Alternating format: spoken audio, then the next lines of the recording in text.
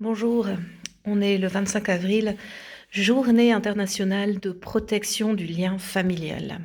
Journée internationale de protection du lien familial.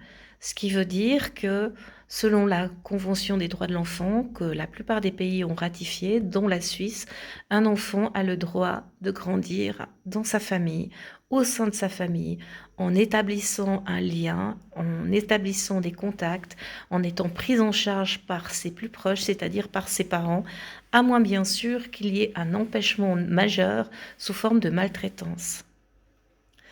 À ce sujet, j'aimerais rappeler trois notions.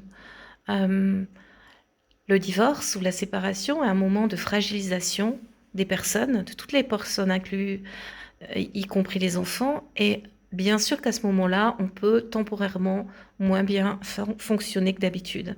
Mais un parent qui a toujours été un parent suffisamment compétent, qui n'a jamais été signalé, ne devient pas un monstre, ni un parent insuffisant au moment où il se divorce. C'est une chose dont il est bon de se souvenir. Par ailleurs, qu'est-ce qu'on a comme outil pour savoir si un enfant est maltraité ? Pour savoir si un enfant est maltraité, ou même plus généralement si un enfant se sent bien dans sa famille, ou s'il est plus grand avec qui il préférait vivre, s'il faut absolument choisir et qu'une garde alternée ne peut pas être attribuée, eh bien il y a l'outil de l'écoute de la parole de l'enfant.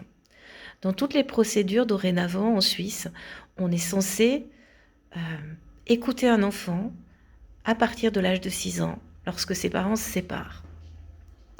Ça m'interpelle un peu qu'on ait des lois qu'ensuite on ne puisse pas ou qu'on ne veuille pas ou qu'on soit dans l'impossibilité de mettre en œuvre. C'est assez curieux.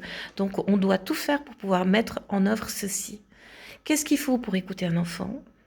Pour écouter un enfant, il faut avoir 2-3 notions de base de son développement.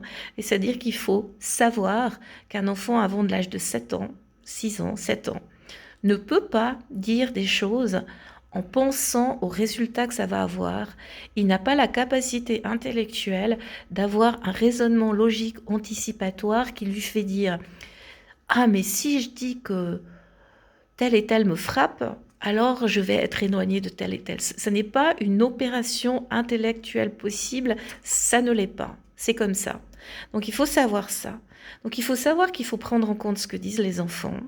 Il faut savoir aussi, il faut se souvenir tout de même qu'un enfant, en particulier tout petit, est très sensible à nos mimiques et à nos expressions corporelles, et que si on s'intéresse vraiment beaucoup à lui au moment où il suggère que quelque chose serait inconfortable pour lui, il va remanifester la chose et peut-être que là, ce sera un jeu. À partir de l'âge de 12 ans, l'enfant est non seulement entendu, mais on est censé réellement prendre en compte ce qu'il dit et ce qu'il demande. Bien sûr que l'écoute de la parole de l'enfant, c'est l'écoute d'une des personnes incluses dans ce processus de séparation, ou alors dans un processus familial. Et donc c'est juste une personne, mais c'est quand même une personne. L'enfant est une personne qui a le droit d'être respectée, tel que défini par la Convention des droits de l'enfant, qui assure que l'enfant peut grandir dans son milieu familial, sauf empêchement majeur. Dans les cas d'empêchement majeur, il y a le fait que l'enfant soit soumis à des abus, principalement des abus sexuels ou physiques.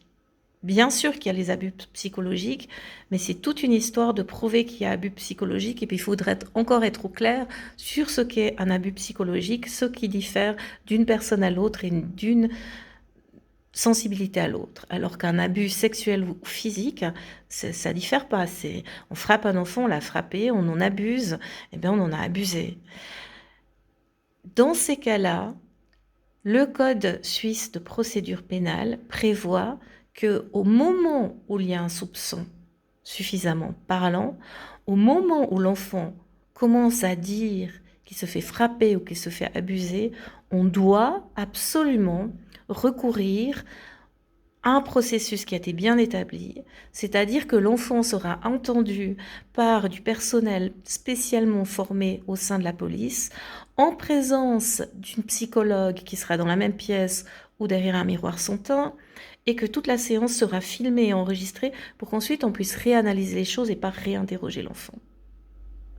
Vous n'avez pas le droit en tant que parent, je n'ai pas le droit en tant que professionnel, les intervenants de protection de l'enfance n'ont pas le droit non plus, les juges non plus, les autorités de protection non plus, n'ont pas le droit, ça enfreint notre loi, n'ont pas le droit de se mettre à faire des questionnaires, des interviews d'enfants dont ils suspectent qu'ils sont maltraités. Ça enfreint la loi, et cette loi, elle est extrêmement bien faite. Elle a été faite ainsi parce que on a tenu compte justement du fonctionnement du psychisme de l'enfant. Alors aujourd'hui, journée mondiale pour la sauvegarde du lien parental, c'est une bonne journée pour se souvenir que les enfants ont le droit de grandir en lien avec leurs parents et qu'il faut tout faire pour protéger ce lien-là. Merci beaucoup.